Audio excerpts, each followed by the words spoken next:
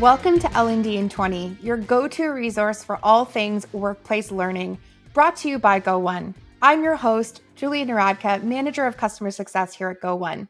Today on the show, I'm thrilled to be joined by Betty Dannewitz, Learning Solutions Architect at Blanchard, an industry leader known for pushing boundaries of learning and development through dynamic, human-powered leadership, learning experiences that enable leaders at all levels to turn potential into performance. With years of experience transforming how organizations approach learning, Betty brings a wealth of insight into creating impactful, engaging, and future-ready L&D programs. Betty, welcome to the show. Thank you so much. Thanks for having me. It's so great to have you.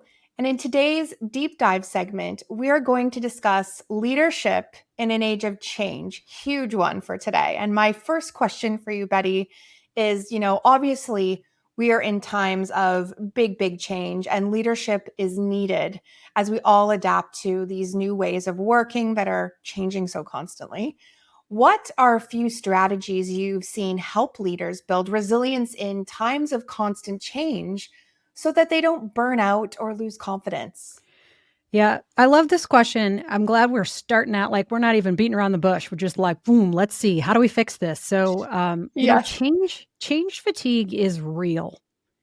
Like this is a real thing. I don't know about you, but like lately I have found myself when things start to change, I'm like, really? Again? We're going to do that. We're doing this again. Okay, cool. And it's like this cynical, like whatever maybe that's just the Gen X in me. I don't know. Whatever is sort of our mentality in general. When it comes to trying to build resilience, when things are constantly changing, when by the time you start to put into practice something that might help you through this current change, something else is changing. The thing is, we have to figure out what is it that works to help us stop just surviving and instead actually start thriving. We often live comfortably, I will even add, in this survival mode. We get into this mode where we're just trying to get what we need done today, and tomorrow I can deal with tomorrow. Well, after you do that for a while, you're just literally just doggy paddling your way through life. You're just trying to stay afloat. And there's nothing about that that's thriving. So for me, when this happens, I always know that if I'm just surviving, that means that I need to stop or at least pause and get really clear on what is the most important things. I don't know if you've ever taken like a time management class. I took one in, 19 something, long time ago. And it actually changed my life forever, changed my perspective forever when I learned that I'm actually supposed to like schedule the big things first, the things that matter most first, and then put in some of the small things. And then when I can, sprinkle in the rest. And so that made a huge difference on me. And I have to sometimes just go back to that sort of fundamental thought of, okay, what is it that really matters? And then align everything to that. So if right now, the thing that matters most is I've got to get to and through the holidays in a happy way where my family is happy and we're keeping things, fairly normal, regardless of everything else that's going on around us. Then every time I have to take a step or set a goal, I'm aligning to that. Now that's a personal one, right? But even professionally as well, when it starts to feel like the noise is too much, you have to sort of pause and get really clear on what matters most. And then you have to, I love this phrase, mercilessly prioritize. First of all, I love that, mercilessly prioritize. I think that's a t-shirt. I think you could sell it. I think so many Yeah. things about that. I love it so much, but it's such a refreshing take. It feels like permission for a lot of people, and people needed to hear that, I think, today. And I really love how you've framed it as sort of moving from surviving to thriving. And it's a mindset shift too, right? Absolutely. Yep.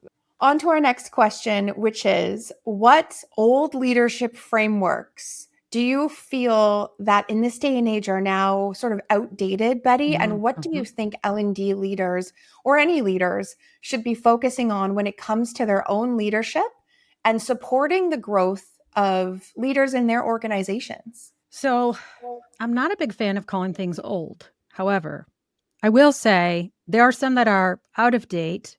And honestly, a lot of frameworks are timeless, right? So attaching an age to it doesn't necessarily make it out of date or no longer relevant. But there are some that have been around a while that I would say are out of date, no longer relevant, and you should avoid at all costs in our current times. And I would say anything around command and control, Mm-hmm. right? You should definitely, nope, this is not the way. Okay. So we are in the AI timeframe. Someday, we never know. Someday they may call these generations the AI generations. People are already hearing from their leaders constantly, use AI to make you more efficient. Do this, do that. Oh, don't forget about AI. And AI is your coworker. And you know what I'm talking about? You've heard this before. The last thing they need to hear is also do it my way and do it now. And if you don't do it, you're out. And Mm. so to me, we have to avoid anything that is not people centered because that's what people need right now. There's so much uncertainty and concern about AI and it taking jobs or taking promotions or taking opportunities or just taking away the opportunity to practice the skills that you have. And so, with that anxiety, we need to combat that or sort of come up against it with actually, we need people like you. And sort of that whole idea of love in the workplace. Like, I know when I first say that, people are like, whoa, HR is like, whoa. But actually, Marcus Buckingham just wrote a book about why we should be talking about love in the workplace because the word love means so many different things. And we have to find the one that applies to work. Like, we have to have care for the people that are with us. So, I say all that to say anything command and control, anything that doesn't put humans and people in, first, I would avoid like the plague. I would say that L&D leaders, with their own leadership or even when they're working with leaders in their organization, it's all about being strategically agile. It's fancy words for saying being able to flex and flex quickly and in a positive way. We talked about mercilessly prioritizing, but I would also say part of being strategically agile is being willing to be okay with imperfection. I think a lot of times we chase this perfectionism idea, like everything has to be perfect, but actually the way that things move forward is they're not perfect. We have to kind of see what's happening around us, what's the environment around us, and how can we strategically change and shift with it. So for example, when it comes to this times of extreme change, like we've talked about, and this AI generation, why wouldn't we be the ones on the forefront leading the change? Maybe we're not the ones out there saying, hey, you need to use AI every day, but maybe we're the ones saying, hey, try this prompt. It worked for me. It helped increase my efficiency in XYZ area. You should give it a shot too. So we should be the ones out there sort of leading the change and coming alongside the operational leaders to do that. I love this saying. One of the things we say at Blanchard is that so you can be operationally agile, right? So you can be really quick at to change and flex when it comes to tasks, or you can be strategically agile. You can be really quick to change and flex when it comes to the strategy or the direction you're going. But here's the thing: operational agility is going to keep you busy, keep you doing stuff, but strategic agility is going to make you bold. And it's going to help you decide to innovate. It's going to help you decide to be a part of that change and maybe even lead those changes that are going on in your organization. So while I think both are important, that strategic agility is what's going to give you that boldness to help move the organization forward. Yeah, absolutely. You reminded me, I had a leader at one point who actually said to me, get it at least 70% of the way there. It doesn't have to be perfect, but That's let's right. just keep it moving. A really great tip. But Mhm. also, I really love your point about strategic agility and that it's not just about moving fast, but moving smart. Yes. And I think a lot of L&D leaders are realizing that being bold sometimes means stepping into the strategy lens, Mhm. not just delivery, because we can really get caught up in just deliver, deliver, deliver, deliver. If we connect it back to your first question, operational agility is surviving. Hmm. But you really can't thrive unless you're thinking ahead strategically about, okay, so maybe this is what we're doing operationally today, but where is that leading us? Where are we going? What's that North Star? What's that compass that we're following? That thing that matters most. And so it kind of all connects back to that. That's how we thrive because you have to actually grow and change and innovate in order to thrive. Operationally, being operationally agile will just keep you busy. Yeah. Absolutely. Spot on. As experienced leaders are stepping away, a new generation is taking the reins. What are some of the primary challenges you are observing for up and coming leaders, and what advice would you have for L&D leaders as they try to train rising talent? Yeah. If there's anything that we know, it's that everything is changing faster than we can even figure out what's changed. It's faster than we can even comprehend. And this sucks. I'm just going to say it. It's not comfortable. Nobody's having a good time. Maybe the thrill seekers and the adrenaline junkies are having a good time. I'm not sure. But for the most part, like, we're all having to figure this out. And that includes this new generation. I think we have to remember that. The other thing too is that this new generation of leaders, they've grown up learning a little bit differently than we do. They've grown up managing or being managed a little bit differently. And while I'm not a huge fan of segmenting people out by generation, I think it's important to keep in mind those things as you are working with and raising up new talent, because it may be a difference between how you communicate or how you execute just based on generational preference, right?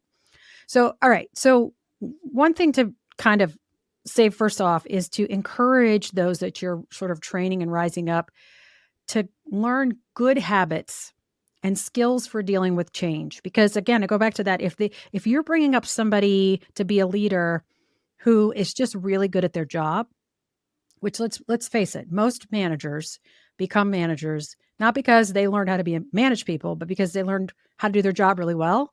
We want to take and make sure that they have the skills they need to deal with change, so that they have the ability to be resilient, to be curious, to go out there and speak up and ask questions during times of change. They'll never sort of be caught by surprise Mhm. when a change does come.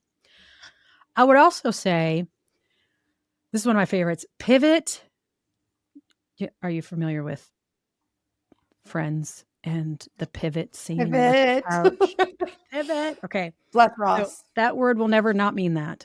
But when you pivot, do it on purpose, not out of panic. Mm, So as we're having, this new generation comes up, I think you teach them to recognize an opportunity to pivot or make a change or be adaptable or be agile, and help them to see the purpose behind it rather than all of the emotion that's probably building up as well. I mean, they're going to feel that whether you point it out to them or not. But what you could do is point out to them, hey, take a deep breath, focus on what the purpose is of this pivot, and don't panic. Right. And so help them mhm. understand that. And again, I would even go back to use another P word. We talked a little bit about perfectionism. We have to stop rewarding it. We have to Yeah. find a way, and this is really difficult, to stop rewarding perfectionism, but rather reward progress. Progress, pivot, good habits. Those are the things that I think are really going to help that next generation. Yeah, pivot with purpose, not panic. I Mhm. also love that, along with your mercilessly prioritizing. That's two things that are gonna stick with me after Two today, but I t-shirts. really love that phrase, and I think it really captures the balance between being adaptive and staying grounded. That's gold advice for anyone listening and anyone leading through uncertainty, which is basically every day of our lives at this point, let's be Yeah. honest. Betty, when capable people step into leadership for the first time, what, in your opinion, are some of the emotions and challenges that they typically face that organizations might underestimate, and how can L&D help them to navigate those changes? I have a lot of thoughts on this. I'm going to start with the first one that comes to mind when you say this, and that is the idea of the buddy to boss phenomenon, right? So, Mhm. like I mentioned, often people when they become a manager, they are either now managing the team they used to be on or one that's probably adjacent to it, and so they are amongst people that they used to be peers with, and now those people might report to them or report to a peer, and that a lot of people, most people that go through this experience some sort of existential identity crisis when this happens, because suddenly you have to play this new role. And so there's a couple of things I think that we can do as L&D to help when they navigate these changes. Usually we're involved with that promotion in some way. We're providing new manager training, new manager orientation, new manager tools, something. We can also help not just with that, but help them build their network across the business, because at this point now, they're now shoulder to shoulder with people that used to be above them in the organization.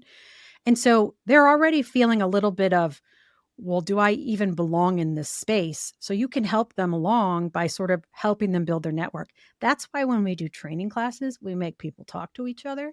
It's Mm-hmm. not for those introverts out there that are like, I hate it. I get it. I totally get it. However, it's really helping you. It really is. It's helping you build those relationships and helping you build your communication skills. So I would definitely suggest that. And then also, like, even for new managers, the idea of getting them involved sort of outside of their normal job duties. So to continue to build that network, not only so that they have friends across the organization, but so that they also can find opportunities to collaborate across the organization and learn more about the other parts of the organization. So maybe it's some sort of multi department project, maybe it's some sort of employee resource group. So maybe it's not even about departments, it's more about something else, some other commonality that brings them all together, those types of things. But I would highly encourage that. And not just as a boss to your employee encouraging that, but as L&D, as learning development, we should be talking about those opportunities as if they're gold, like you said, right? Like, this is a golden opportunity for you to go out there and meet people and learn more about what they do within the organization, because you never know when you're going to need their support or when they're going to need yours. So creating that network can make a huge difference when it comes to helping people really assimilate newly into leadership. What a fantastic piece of advice. I've actually never heard it framed that way. And I really, that buddy to boss transition is just such an emotional shift, isn't it? It's And tough. your advice to help people build networks is and those personal bonds with people in different cross-functional groups is so important and such a practical thing that many people can walk away with and do tomorrow. I think also, if you don't have a leader Hmm. that is helping make those connections, it's a good reminder to people that you don't have to wait Right. for somebody to No, kind you don't. of Mm-mm. assist you with that. Go out there, send a Slack message, set up a coffee catch up. Now, let's get into our next segment, AI at work, where we dive into how you're using AI at work to work smarter and how you're helping your teams to do the same. So, Betty, how are you thinking about AI at work, and what do you think L&D leaders should and need to be aware of? It's interesting because if you're an L&D leader and you're not doing anything with AI, like, can I just make a weird face and people will know, "Ugh, I don't know what to tell you about that, except you way behind." When AI first came out, I had a bad attitude about it. I'm not gonna lie. I was like, this is dumb. I'm smarter than this thing. And then I was playing around with it because everybody kept saying, well, maybe we should throw this into ChatGPT. Blah, blah, blah, blah, blah. I'm making weird noises because this is how I felt in my head. I was unhappy. Mhm. Yeah. And I put something in AI and I asked it to write something for me, and it wrote something for me. And I literally was like this, Julia, what do you even need me for anymore? Like, I Yeah. immediately was like, I'm gonna have to go learn how to make French fries or something because I'm not gonna be able, you don't even need me to do this job anymore. In the Gen Z slang, I crashed out about it, Mm. which, just in case nobody knows, that means like I was very sad. Thank you for that translation. That's Thank what it you. means. It took me like 3 days to get my Wow. mindset back to where I was like, "What the heck is wrong with you? The only reason you knew that was any good was because you're good at what you do." And so, that's when I started to sort of see AI instead as more as a coworker, as sort of like that that eternal intern, right? Forever, my thinking partner. And sometimes my thinking partner is wrong. In fact, I used it earlier today. I was trying to punch up an article I was writing and I was like, how else could I say this? And I literally like took this partial sentence and I put it in AI. I was like, how else could I say this? And it came up with it and I was like, no, that sucks. I don't like it. And then I wrote Yeah. it, but it triggered enough ideas for me to be able to fix it myself. And Mhm. so that's kind of how I use it is, a thinking partner. I think like, I'm all about alliteration, as you've probably picked up on that. So at first I thought of it as a fiendish foe. And Mhm. now it's like my friendly bro, right? You can laugh. That's funny. I worked hard on that one. I do like it. I do Fiendish like it. foe. Friendly bro. So like, I'm okay with it now. And I've heard this said, but I'm not the first person to say this. I've heard this said before, and I really believe it. When we think about AI coming for our jobs, it's not AI that's coming for our jobs. It's people who know how to use it better than you or are more willing to use it than you are that might come and take your job. Hmm. So it's a skill that we have to learn. And that skill includes not only how to use it, but how to review it and know whether to take what it gave you or leave it. And I think that's the part, that discernment part is the part we can really sharpen and not be so worried about how good it is, quote unquote, but how does it enhance what I do? How does it help me be even better and sharper? That's where I'm at now. The eternal intern Eternal is intern. amazing. You inspired me too while you were saying that, because you could totally prompt it to say, brainstorm with me. Yeah, Let's absolutely. have a back and forth brainstorm instead of sort of just the one way prompts that some of us do sometimes. It's a mindset shift that makes AI feel more collaborative instead of competitive against us. One more hot tip. This again isn't mine. I do have original thoughts, believe it or not, but I also listen to those that are around me. My buddy Destry gave me this tip. He said, "Hey, whenever you're asking AI to do something, the last thing you should type in there is ask me as many questions as you need to understand my request." It makes the search so much deeper, right? So you give it a prompt and then you say that, and it will ask you like 6 or 8 questions that really refine it. And so you spend less time reprompting, and getting it to ask you questions, just like you would if you actually had an intern. You said, if you have any questions, let me know. I actually saw something about that today Did you? where it was, one of those reels, and the person in the reel was guiding people to put that in as one of the preferences in your settings in Oh, ChatGPT that's a so great that idea too. you Yeah. can get to 98% certainty, for example, when you're working through any kind of prompt, and it'll continue to ask you those questions. So that's amazing. Yeah. That's a great idea. It's a great ad. Fantastic. Moving into our Future Ready segment, where we talk about the future of work and how L&D leaders can prepare themselves and their teams. What do you think is coming that L&D leaders need to be aware of, Betty, and how can they prepare themselves and their teams? More change. More change is coming. I think as the organizations are changing, and we're seeing it with constant restructures, job eliminations, new jobs being created, and we're like, wait a minute, you just eliminated these jobs. What do you do? So their organizations are finding a new way, and so we're going to have to change with them. I think what we need to keep in mind, and this is because I don't want people to freak out, what we do doesn't really change. How we do it is changing constantly. So, what we do is we come alongside the business, we listen to what their needs are, we help them find solutions. But more change is what's coming. We need like human support system. So, if that means reaching out and networking with other learning and development and talent development people across your organization, because a lot of folks are now decentralized. If you reach out to others in the industry, maybe through LinkedIn or LinkedIn groups, you go to a conference and you just kind of have sort of this board of folks that you can go to when you're not sure what to do next. Doesn't mean you have to share your industry secrets, but you can say, hey, look, I've got to meet with a stakeholder. These are the things I think he's going to say or she's going to say.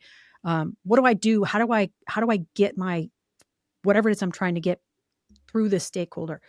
That's what's going to help us to keep pivoting and not panic. You keep bringing it back to the human element of Mhm. of it all, which at the end of the day, it's people who make these transformations happen. And change can be emotional too, and Oh, sometimes definitely. future ready is not just about new technology and training, but it's about emotional and relational readiness as well. Absolutely. You notice I didn't talk about technology at all because technology is always going to change. That's the only thing that stays the same is that everything changes. And we just have to keep being ready for that. Right now, it is fast, furious, intense, and I don't see it letting up anytime soon. It's not stopping. If anything, it's becoming more the norm, being uncomfortable Yes, with change and just building that resilience is probably one of the most important things in this time I think we're living in. agreed.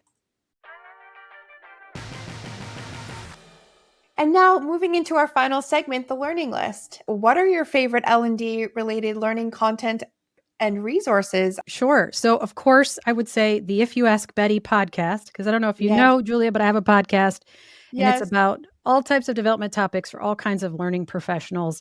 I've also got close to 50 episodes about imposter syndrome.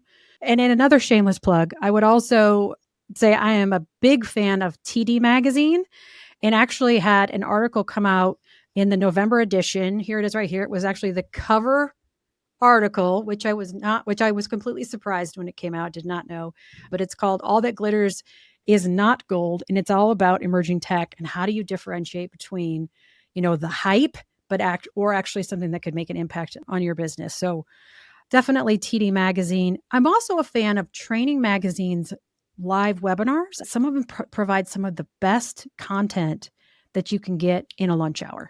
That's fantastic. And you're clearly very passionate about sharing your knowledge in different forms and different ways. And we've loved having you today. So thank you so much for joining us, Betty. Thanks for having me. This show is brought to you by Go1, the content aggregator for people-first L&D leaders. To learn how to make essential skill development and compliance training the easiest part of your job with a single subscription, visit go1.com or click the link in the show notes. And to stay up to date on future episodes of L&D in 20, subscribe wherever you listen to podcasts.